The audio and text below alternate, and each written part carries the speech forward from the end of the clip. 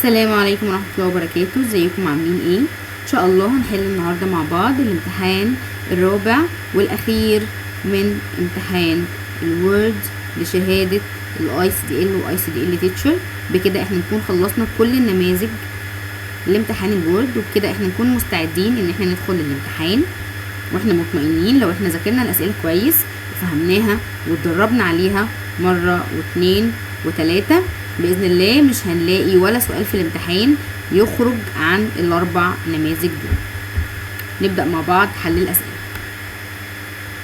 Create a new document using template open report and save as report in document litmus. Close the document. انشئ مستند جديد باستخدام النموذج open report واحفظ المستند باسم report في المكان document litmus. بعد كده اغلق المستند. هننشئ مستند جديد عن طريق فايل نيو. مش هختار بلانك دوكيمنت، هختار سيمبل تمبلت عشان اختار منها التمبلت اللي هو عاوزه.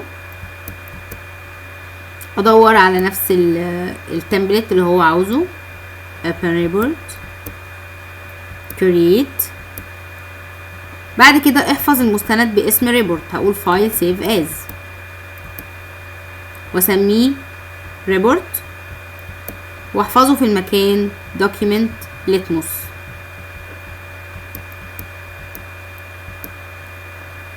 بعد كده هعمل فايل كلوز عشان اغلق المستند.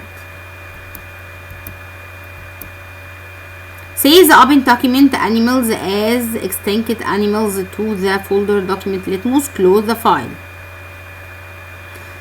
احفظ المستند المفتوح اللي اسمه animals، نتأكد ان هو نفس الاسم بالاسم دوت الجديد extinct animals في المكان document litmus. وبعد كده اغلق الملف. هقول file save as واغير الاسم واتأكد ان المكان ده هو ده واضغط save.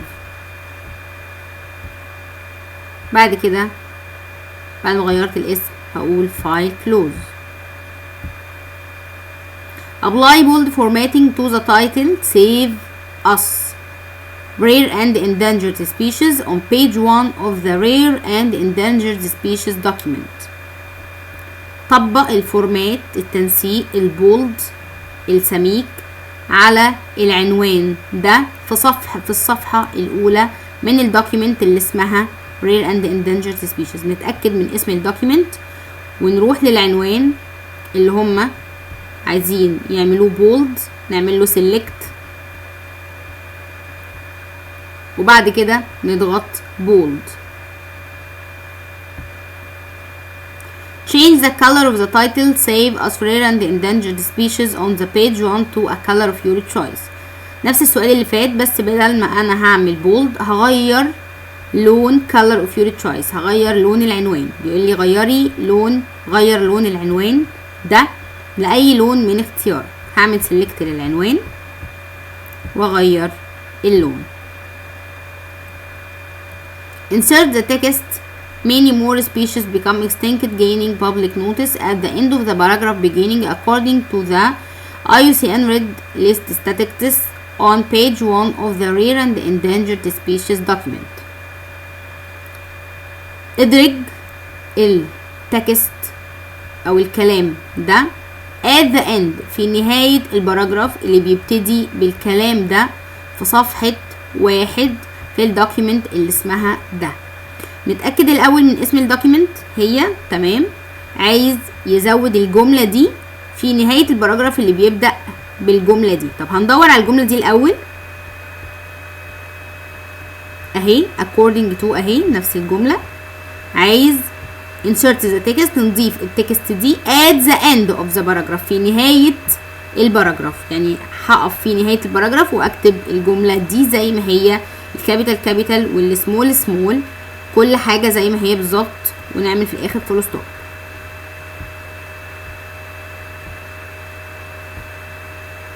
in the paragraph beginning according to welcome and master species on page 3 remove the sentence. In order to do this we need becoming endangered. Save the document.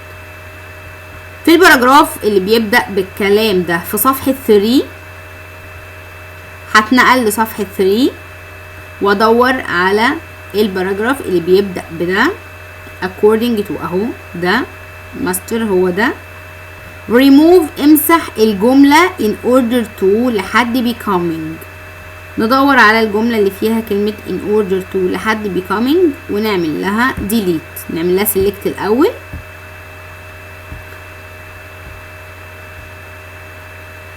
بعد كده هنضغط delete من الكيبورد. بعد ما هعمل delete هو بيقول لي save the document. هضغط هنا save بعد ما خلص.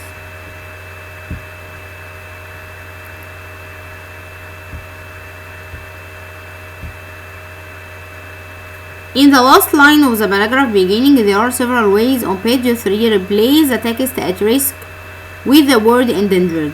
في آخر سطر في الباراجراف اللي بيبدأ بالكلمة دي في صفحة 3 غير الكلمة at risk بكلمة endangered. هدور على الباراجراف اللي بيبدأ بالذرار اهو الباراجراف اهو there are several ways طبعا في صفحة 3 هغير الكلمة at risk اهي كلمة at risk. هقف عليها select واعمل لها delete. مش لازم اعمل delete لو عملت select وكتبت endangered هتبدل دي بدي.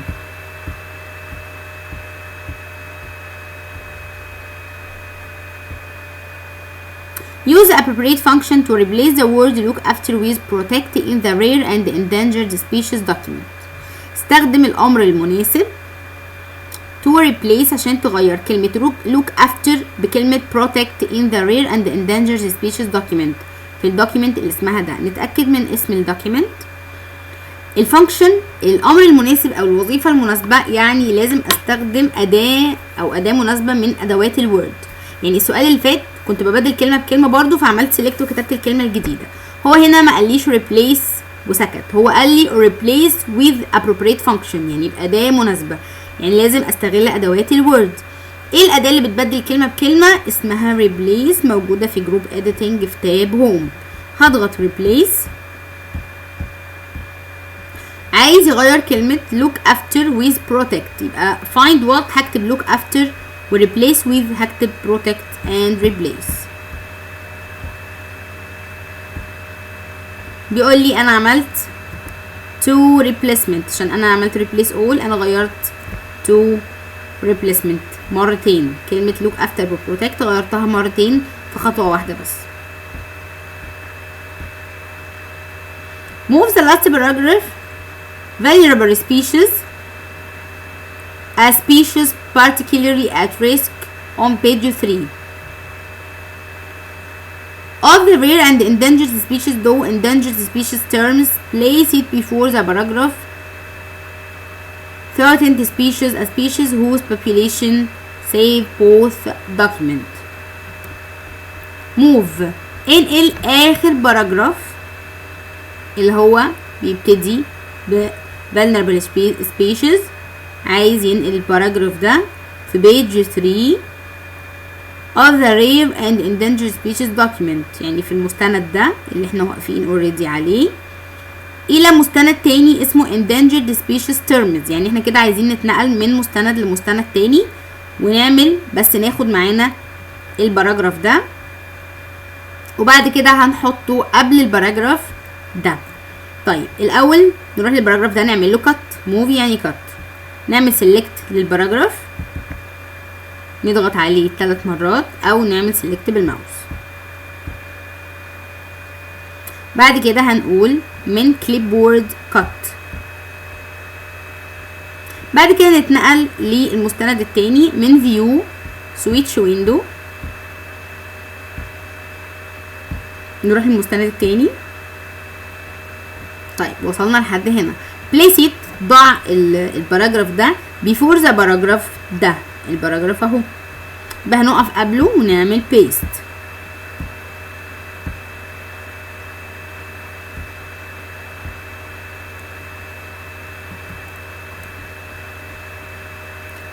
بعد كده save both document هقول file save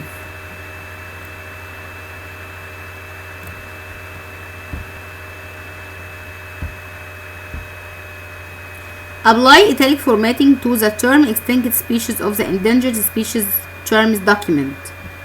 طبق الامر او الفورماتنج italic اللي هو المايل، بيخلي الخط يميل على الكلمة دي في المستند ده. نتأكد من اسم المستند endangered species terms. تمام، نروح للكلمة اللي اسمها extinct species، نعمل لها select. بعد كده نضغط على italic من جروب فونت تاب هوم. In the document endangered species terms, insert the copyright sample at the bottom of the page just before the text 1997 National Wildlife Federation. في الدوكيمنت اللي اسمها endangered species terms دي، document دي عايز يضيف السيمبل اللي اسمها copyright. السيمبل اللي اسمها copyright موجودة في insert. طيب هنضيفها فين؟ at the bottom، تحت خالص في البيج just before the text ده. هندور عليها ونقف before قبليها، وبعد كده نقول symbol وندور على علامة الكوبي رايت ونضغط عليها. اتضافت. تمام. minimize your ribbon in the open document endangered species terms. عايز يقفل الريبون. minimize يقفل الريبون عن طريق السهم الصغير ده. انا بقفل الريبون. Unless otherwise stated, don't close any document. Apply automatic hyphenation to the open document coral reef. ما لم ينص على خلاف ذلك لا تغلق المستند.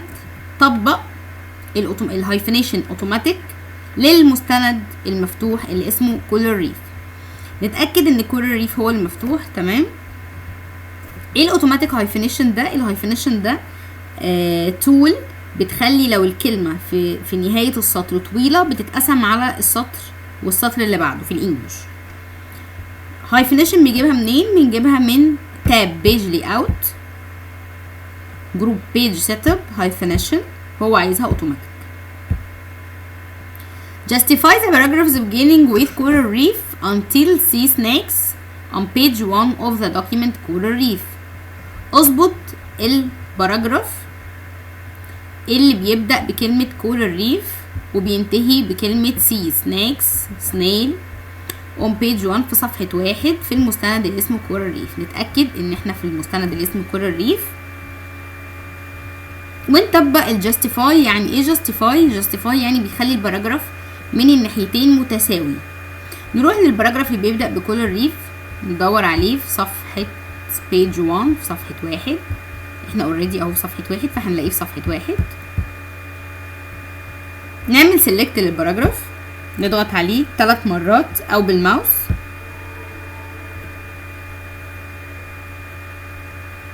لو خدتوا بالكم هتلاقوه من هنا متساوي، بس من هنا اهو مش متساوي. جاستيفاي يعني هيخليه من هنا ومن هنا متساوي. فين جاستيفاي؟ اداة جاستيفاي تول جاستيفاي اهي في تاب باراجراف في جروب في تاب هوم في جروب باراجراف.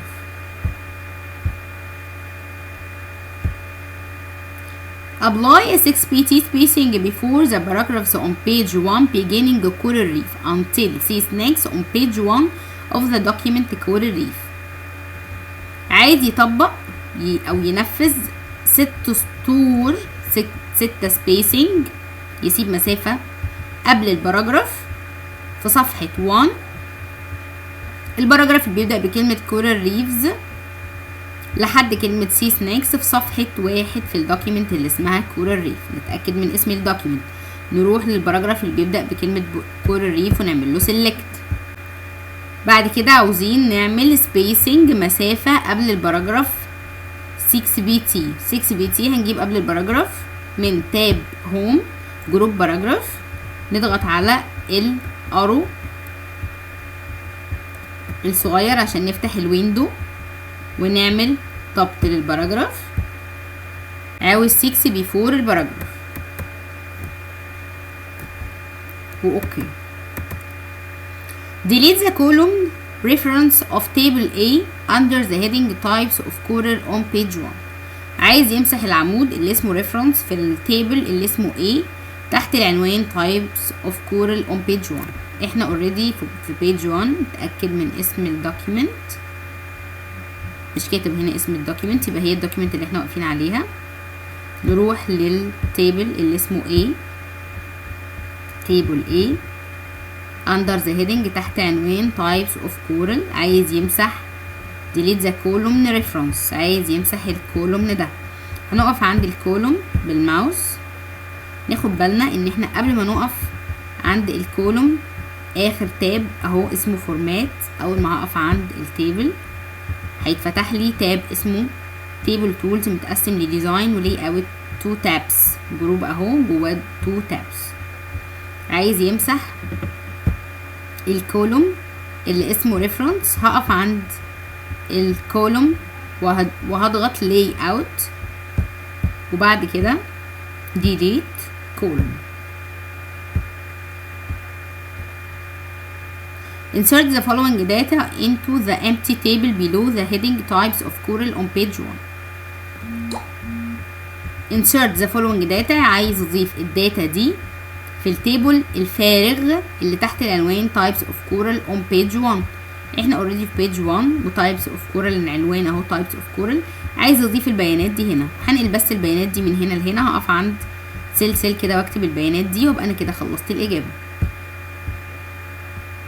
modify the width of the first column in table A 2.5 طبعا inch او 1.27 سنتي on page 1 of the document.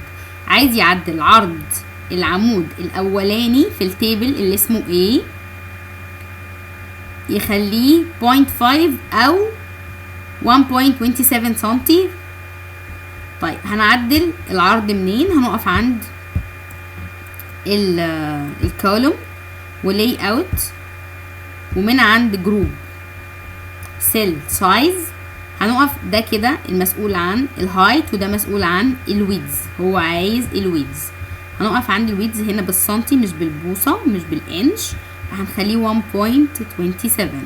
لو كان بالانش كنت اخترت الرقم ده مش ده. add a shading color of your choice to all cells of table A on page 1. عايز يضيف لون من اختيارك لتيبل A في الصفحة الأولانية.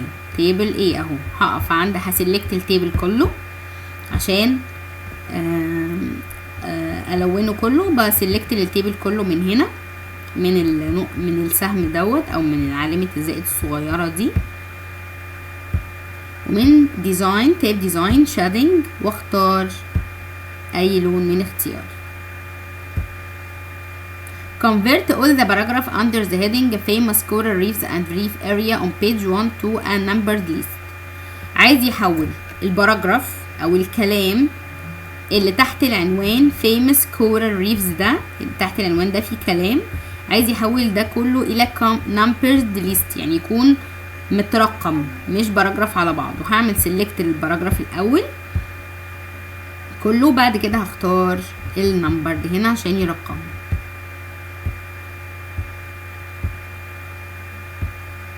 Apply the paragraph style strong to the list under the heading some facts about coral reefs on page 2. عايز يعمل ستايل اسمه strong للباراجراف اللي تحت العنوان some facts. ندور على العنوان اللي اسمه some facts اللي موجود طبعا في page 2. احنا في page 1 يبقى ننزل صفحة. احنا كده في page 2 العنوان some facts اهو. عايز كل الباراجراف ده يختار له ستايل من هنا اسمه strong. نعمل سيلكت الاول للباراجراف، بعد كده نفتح الستايلز كلها، وبعد كده نختار الستايل اللي اسمه strong. In the paragraph under the heading coral reefs on page 2 apply subscript to the text of the 10th of July. في الباراجراف اللي تحت العنوان coral reefs اللي موجود في page 2، احنا already في page 2 بس هندور على العنوان ده. عايز يعمل subscript يعني عايز superscript، عايز يرفع الث بتاعة التاريخ فوق عشان تبقى 10th of July superscript. طيب هنعمل select للث TH اللي تحت العنوان coral reef. عملنا سيلكت اهو. عايزين نعمل لها سوبر سكريبت هترفع التي اتش فوق. لو كان عايز ينزلها تحت كنا عملنا سبسكريبت اللي هي دي. هنضغط على التول سوبر سكريبت،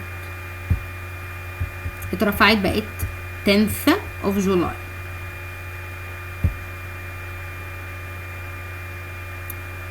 Insert the image title derived from document litmus folder. Place the image at the bottom center of the document just below the last paragraph beginning aside from the continuous on page 2 of the document coral reef.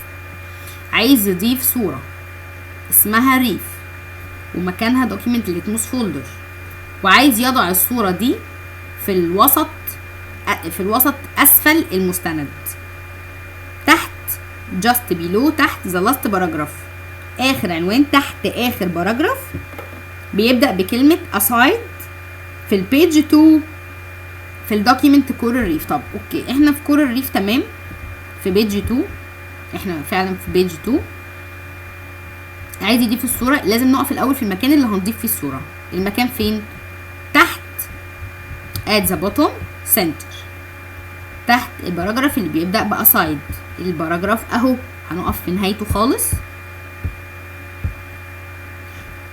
ونقف في السنتر bottom center، احنا كده في الأسفل وفي النص. نضيف الصورة بقى اللي هو عاوزها من المكان ده. طبعا هنقول insert picture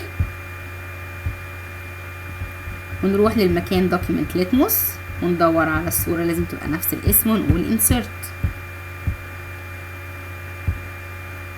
Copy the image figure coral reef from page 1 of the coral reef into the open document types of reefs. Place the image at the bottom of the document just below the last paragraph and save. انسخ الصورة اللي اسمها figure 1 coral reef من البيج 1 في الدوكيمنت اللي اسمها كورال ريف. طب احنا في كورال ريف عايزين نروح بيج 1 الاول، تمام، وندور على الصورة. تمام، هي الصورة دي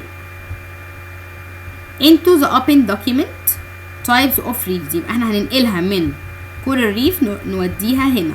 طب فين؟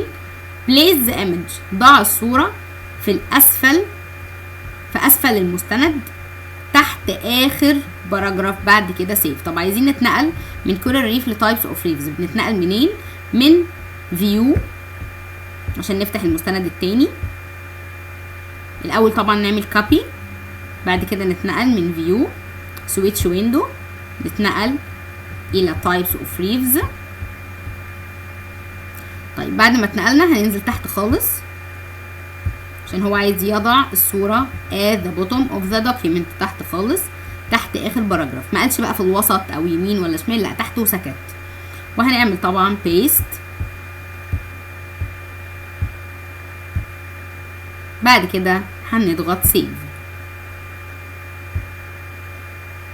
Unless otherwise stated, don't close any document. Insert the first line indent by 0.5 inch or 1.27 cm to the first paragraph beginning it's a car rental company in the document Premier Car Rental Company. بيطلب مني ان ما لم ينص على خلاف ذلك لا تغلق المستند، وضيف هامش للسطر الاول مقداره 0.5 انش او 1.27 سنتي. الاول باراجراف بيبدأ بكلمة it's a car rental في الدوكيمنت اللي اسمها بريمير كار رينتل. نتأكد من اسم الدوكيمنت الاول وعايز ايه من الدوكيمنت. عايز في الباراجراف الاولاني نضيف هامش نص انش او سنتي و27 للسطر الاولاني في الباراجراف اللي بيبدأ طبعا بكلمة it's a car rental اللي هو الباراجراف ده. هنقف عند السطر الاولاني وبعد كده من تاب هوم جروب باراجراف من الدايلوج بوكس لانشر الار الصغير من عند indentation. هو عايز indentation للفيرست لاين هنا بالسنتي مش بالانش، فهختار طبعا 1.827 واقول اوكي. هنلاقيه اتحرك 1.27. On page 1 of the open document Premier Car Rental create a new paragraph below the paragraph beginning it's a car rental company that has been with the following text the table below shows لحد النهاية. في الصفحة الأولانية في الدوكيمنت المفتوحة اللي اسمها بريمير كار رينتال. طيب تمام، بريمير كار رينتال في الصفحة الأولانية اللي احنا اوريدي اهو واقفين عليها page 1. عايز ايه؟ create new paragraph، عايز يبدأ باراجراف جديد تحت الباراجراف اللي يبدأ بكلمة it's a car rental، يعني عايز باراجراف تحت الباراجراف دوت with the following text نكتب فيه كل الكلام ده الكابيتال والسمول سمول. يبقى عايز باراجراف جديد. يعني ايه عايز باراجراف جديد؟ يعني هقف في نهاية الباراجراف الأولاني وهقف هنا واضغط enter كده، أنا هبدأ باراجراف جديد واكتب الباراجراف ده new paragraph يعني enter. طيب لو كان قال لي عايز new line كنت ضغطت shift وانتر. طب لو قال لي new page او page break كنت ضغطت كنترول وانتر. طيب هو قال لي باراجراف بس، فانا بقف في نهاية الباراجراف هنا وبضغط انتر واكتب كل الكلام ده. طبعا نراعي الكابيتال والسمول سمول.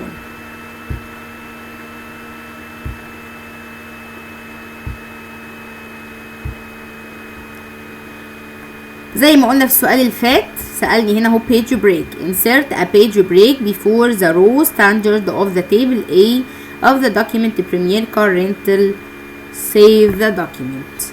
عايز يضيف صفحة فاضية قبل الصف standard في table A في الدوكيمنت بريمير. تمام، احنا في الدوكيمنت اهي هنشوف table A.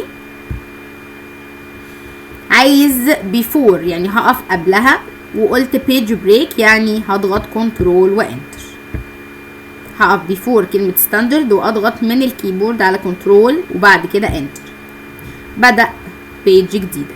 ممكن اعملها بطريقة تانية من تاب insert هضغط page break برضو هيبدأ لي page جديدة، وبعد كده save the document save من الديسك او file save. apply single line spacing to the paragraph beginning. note capacities vary by below the table on page 2 of the document Premier Car Rental Company. save the document.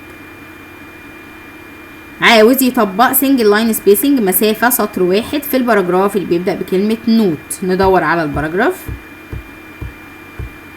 بعد كده نعمل له select ومن تاب هوم جروب باراجراف نختار التول لاين سبيسنج ونختار منها لاين واحد فقط مش ده، نختار 1. add the field file name in the left section of the Premier Car Rental Company document footer. عايز يضيف فيلد اسمه file name ناحية الشمال في الجزء الشمال في الصفحة او في الدوكيمنت اللي اسمها بريمير كار رينتال في الجزء بتاع الفوتر اللي هو يعني الجزء اللي تحت في البيج اللي هي ديل الصفحة. يعني هنضيف فوتر منين؟ من insert من جروب header and footer نختار فوتر edit footer. في الجزء بتاع الedit footer احنا مش هنكتب، هو مش عايز يكتب، هو عايز يضيف فيلد اسمه فايل نيم. هنضيف الفيلد من quick part design quick part field ونختار الفيلد اللي اسمه فايل نيم واوكي. بعد ما اخلص هضغط close header and footer او اضغط هنا مرتين.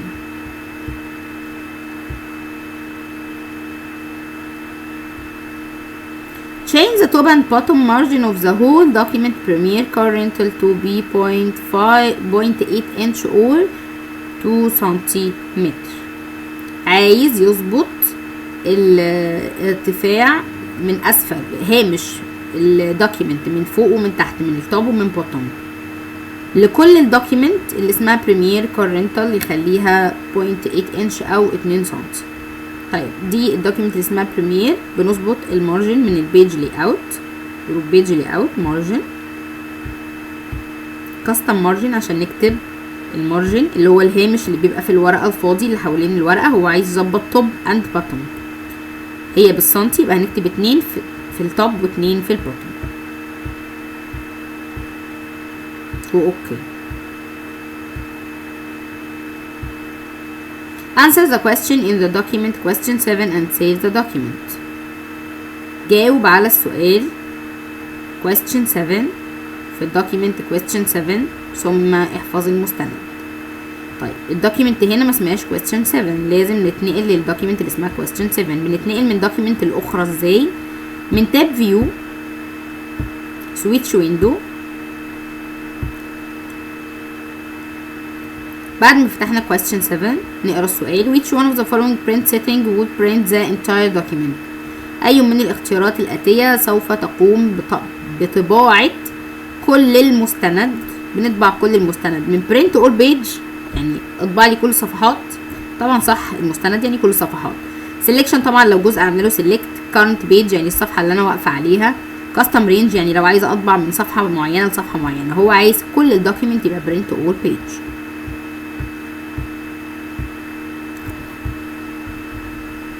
بعد كده قال لي save the document، هضغط فايل save. In franchise invitation it changes the page orientation of the whole document to portrait and set paper size to letter. في الدوكيمنت اللي اسمها franchise invitation دي غير اتجاه البيج، بدل ما هي portrait بدل ما هي بالطول، سوري بدل ما هي landscape بدل ما هي بالعرض، عايزها portrait بالطول. طيب منين البورتريه او اللاندسكيب او الاورينتيشن عموما؟ من بيج لي اوت اورينتيشن، هو عايز يخليها بورتريه. وبعد كده عايز يظبط حجم مقاس الصفحه يخليها لتر. بعد كده برضو من بيج لي اوت في نفس المكان سايز واخليه لتر. ما قاليش سيف ولا اي حاجه. Use the appropriate function to delete the repeated word in the document franchise invitation. Save the document. استخدم الامر المناسب عشان تمسح كل الكلمات المتكررة اللي موجودة في المستند اللي اسمه franchise invitation. بعد كده احفظ المستند.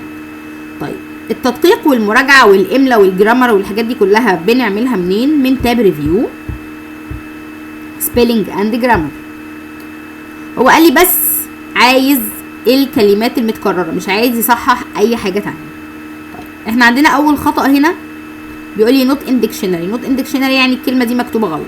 في السؤال ما طلبش مني اصحح اي كلام غلط، عشان هو ما طلبش مني فانا هقول له ignore once عشان انا مش هصححها، عشان ما طلبش مني كده في السؤال.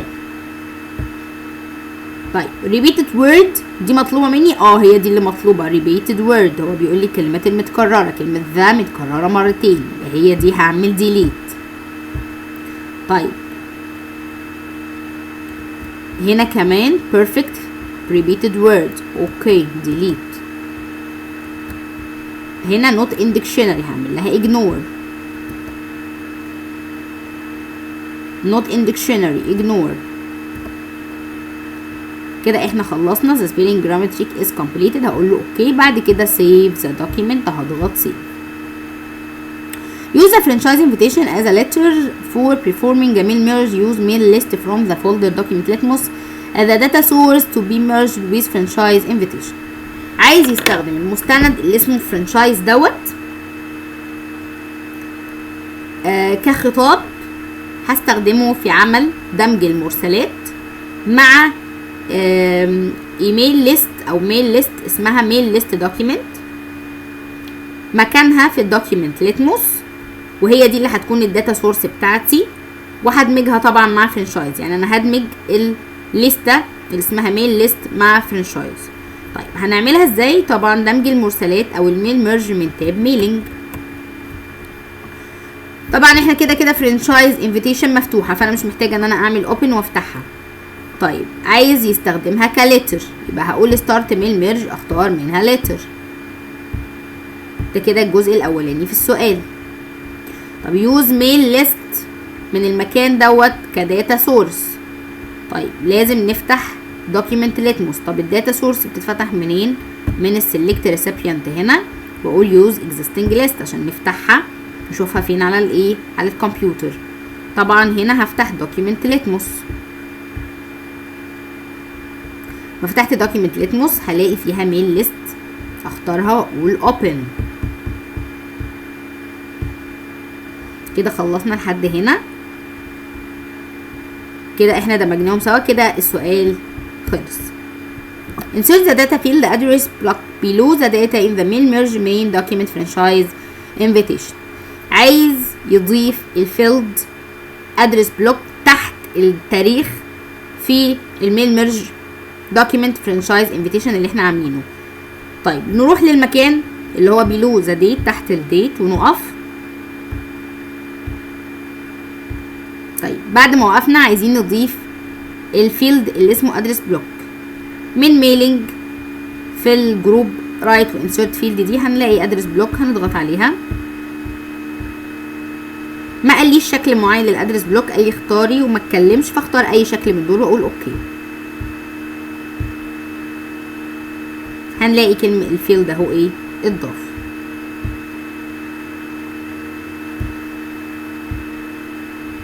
Merge the address list mail list with the open letter franchise invitation to new document invitation letter in the document litmus folder.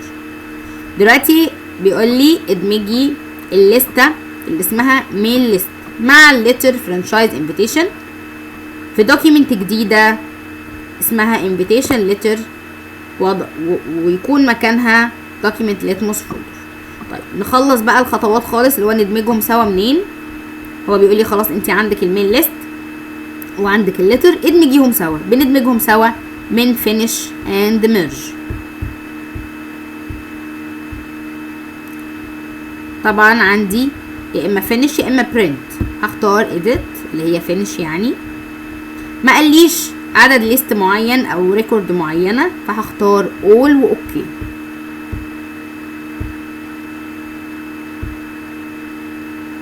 طيب عايزين بعد كده نغير الاسم، قال لي غيريه خليه invitation letter، فهنقول save as و invitation letter ونحطه طبعا هنا invitation letter ونحطه في document litmus ونقول save.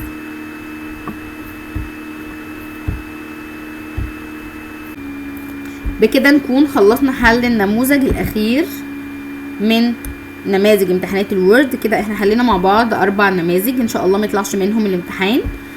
هتلاقيهم شاملين كل الاسئله اللي ممكن تيجي سواء في كورس ICDL او ICDL تيتشر. راجعوهم كويس، ولو حاجه وقفت معاكم ابعتلي على البيج. السلام عليكم ورحمه الله وبركاته.